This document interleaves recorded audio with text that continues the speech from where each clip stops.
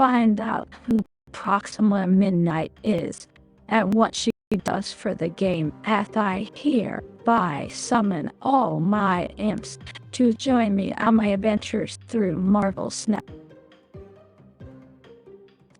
Hey everybody, it's Annabelle.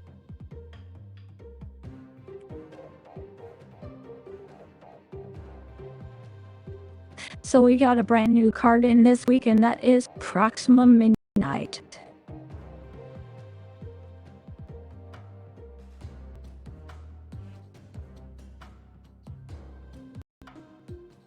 Proxima Midnight is the wife of Corvus Glaive, though much of her background is unknown.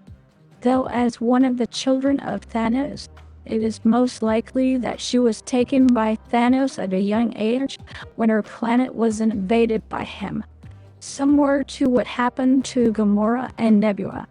Unlike those two, however, there is no trace of compassion, mercy, or hesitation when it comes to her carrying out Thanos' orders. Proxima Midnight became a servant of Thanos and has served him for an unknown number of years. She started out by serving Thanos in his Butcher Squadron. This was an elite team that carried out the most barbaric acts of murder that Thanos could order. She did very well at this, and over the coming years, she rose through the ranks. She is now joins her father in his quest for the 6 Infinity Stones. Proxima Midnight developed an extreme sadism after joining the Black Order. She takes pure pleasure in the pain of others, especially in the pain of her enemies. Her arrogance is her greatest downfall, and she will battle to the end no matter what, always thinking there's no way that Thanos could even lose one battle. No matter how much the odds are stacked against her, she will always show her loyalty towards her adoptive father.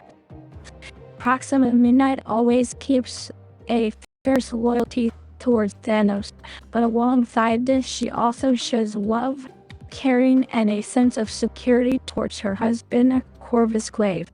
She has trained her entire life to become a deadly and highly skilled combatant.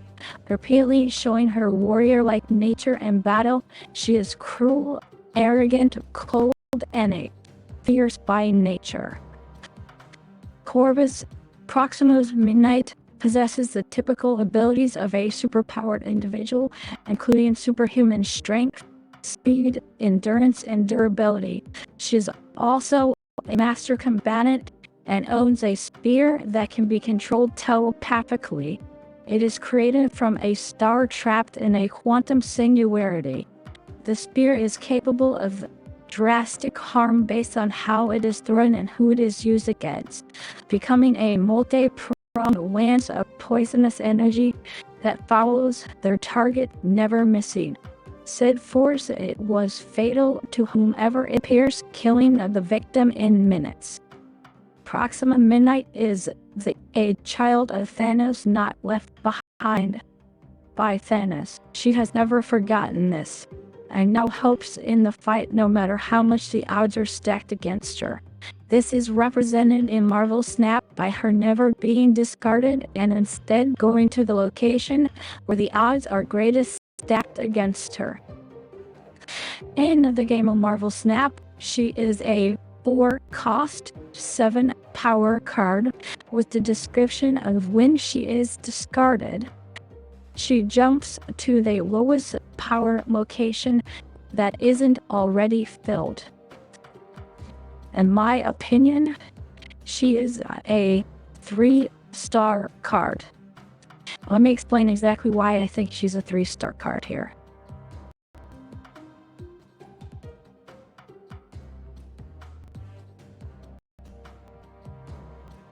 So the main problem with Proxima Midnight, and the biggest problem for us, is she only goes in one deck. And the deck that she has to go into is a discard card. And even in a discard deck, she is what's known as a reward, not a generator. So there are 2 types of cards in a discard deck. which are known as generators and rewards. So a generator would be somebody like Gambit, where it's discarding a card. And a reward would be somebody like Wolverine, where when it gets discarded, it gets rewarded for being discarded. And that's the problem with it is if you get her and you have no way of discarding her, she's kind of stuck in your hand.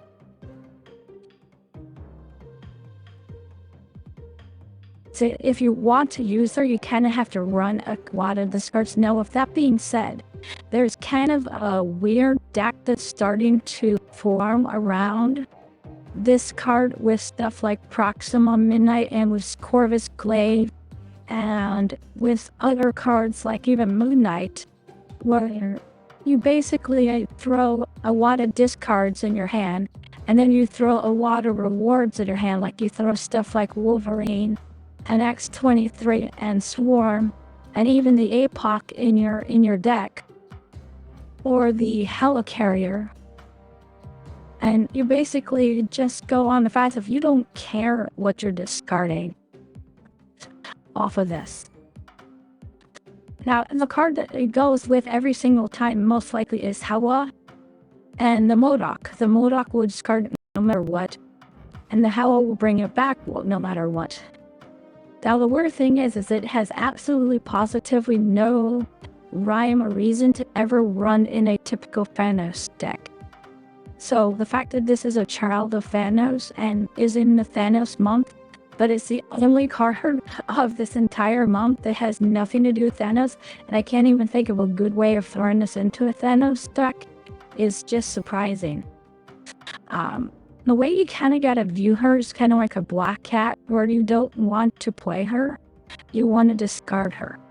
And even with it being not the best for card in the world, it's not the worst card in the world. It's the same level of her as Hercules here. If you look at the 4 drops here, and you put them by power,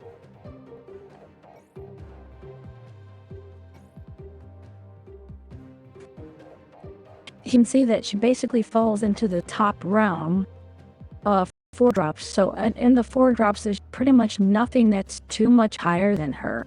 You've got the Crossbones and the Hellcow. And then after that, you just got this stuff like a Tumo. So she falls right around where Hercules is.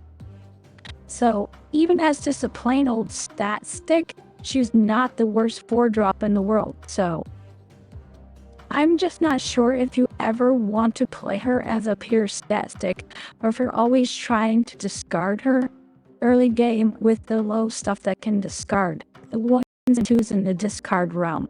So like stuff like so basically what you're looking for is you have an Asara in your hand and maybe get like a blade and throw her out with the blade. Or to throw her out with maybe the Calling Wing. Problem is, even with the Calling Wing, is she might not be your lowest card in your deck. It'd be really hard to get her to be the lowest card in your deck. If you're just running her and Calling Wing and hoping to get Calling Wing, you're not running any 3s, and that's interesting. You might not even be running any 4s. That's risky to get her down just on 2.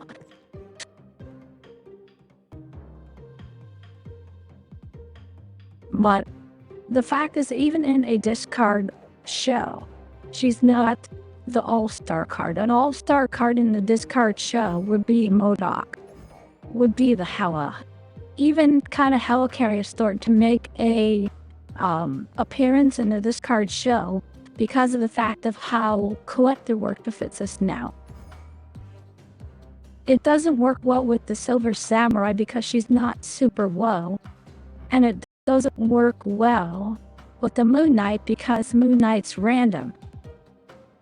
And even the Corvus Glaive is random too. I mean, it's possible to make a deck out of this. I can see a deck where you basically don't care what you discard at all. But I'm not sure if it's worth it, but again, when you look at the fours,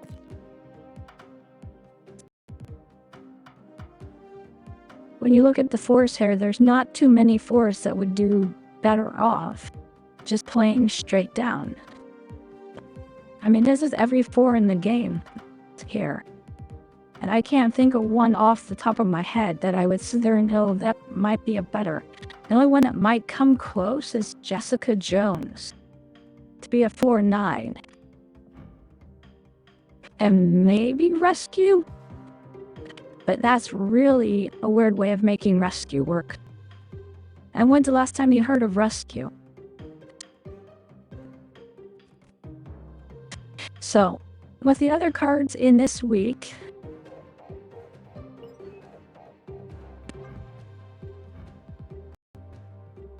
besides Proxima Midnight, we've got the MODOK, which is the end-all be-all card for discard. If you're ever going to play this card in your wife, you're going to throw MODOK into it. And the other card in here is Dakin. Dakin is a very hard card to play in discard because it's really hard to discard the blade, and it almost works better in a destroy deck where you can destroy it. And even when you destroy him, he's not that much better, because if you look at him and a second, because he's a 4-drop,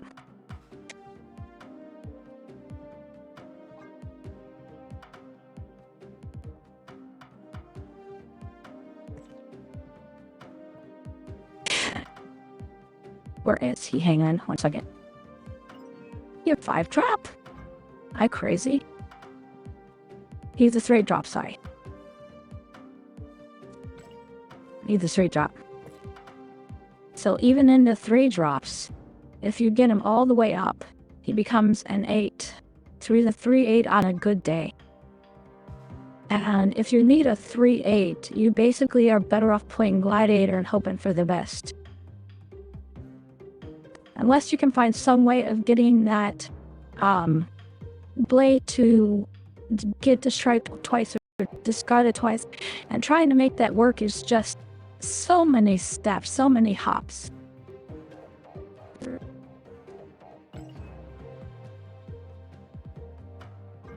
So on this particular week, if you don't own the MODOK, I might go for the MODOK. If you own the MODOK, I might skip on Proxima Midnight even and wait for her to come back around. I don't think she's worth spending key thought now, but I will say this. In the future, if this card gets 1-2 more decently good cards, not even good cards, just decent non-trash card, this could be the card that really binds it all together. So for me, this particular week, there's nothing good for me to get. However, I will still go and open my one box as is, what I do every week here. So let's find out what's in the box. What's in the box? Let's all find what's in the box.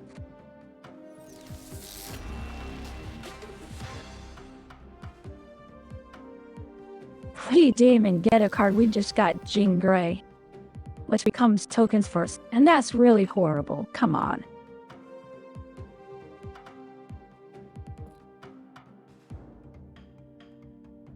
With all the cards I'm missing, that's just sad. Look at all these cards I'm missing. To get a reroll?